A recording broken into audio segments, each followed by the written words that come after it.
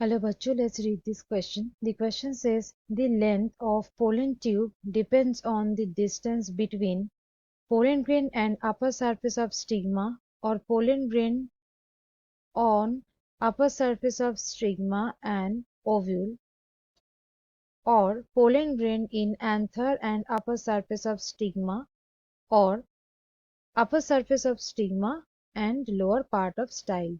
सो इस क्वेश्चन में पूछा गया है कि ये जो पोलन ट्यूब का जो लेंथ है वो किसके डिस्टेंस के ऊपर डिपेंड करता है.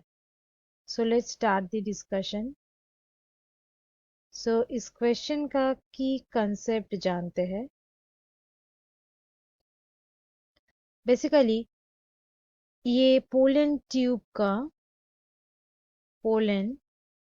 का जो लेंथ है, ये लेंथ बेसिकली ये डिपेंड करता है कि ये जो पोलन है जो कि स्टिग्मा के ऊपर सिचुएटेड है.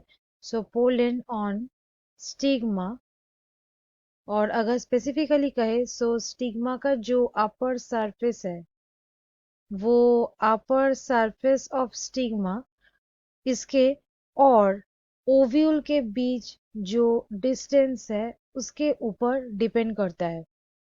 क्योंकि जब पॉलिनेशन हो जाता है, मतलब आफ्टर पॉलिनेशन और पोस्ट जो पॉलिनेशन स्टेज होता है, आफ्टर पॉलिनेशन क्या हो जाता है, ये जो पोलन है ये पोलन हो जाता है जर्मिनेटेड.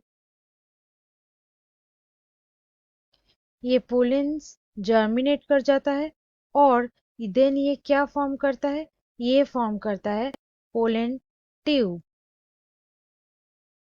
ये फॉर्म करता है पोलन ट्यूब. और ये जो पोलन ट्यूब है ये ओवरी के अंदर इंटर करता है. ओवरी पे कहाँ इंटर करेगा, ये ओव्यूल तक पहुंच जाता है. और ये ओव्यूल ऑब्वियसली कहाँ पे सिचुएटेड है, ओवरी में. ये ओव्यूल तक पहुंच जाता है और देन क्या करता है, ये मेल गैमेट रिलीज करता है. यहाँ से रिलीज होता है गैमेट्स जो कि फ्यूज करेगा फीमेल गैमेट्स के साथ. फ्यूजेस विथ फीमेल गैमेट्स, यानी कि जो एग है उसके साथ. यहाँ पे एक ही एग रहता है, इसके लिए यहाँ पे ये हो जाएगा फीमेल गैमेट, यानी कि एग. सो ये जो पोलन ट्यूब का जो लेंथ है वो डिपेंड करता है स्टिग्मा का जो अपर सरफेस है वो पोलन और ओव्यूल के बीच में जो डिस्टेंस है. सो इसलिए हम लोग यहाँ पे सिलेक्ट करेंगे option B. So students, hope you understood it well. Best of luck.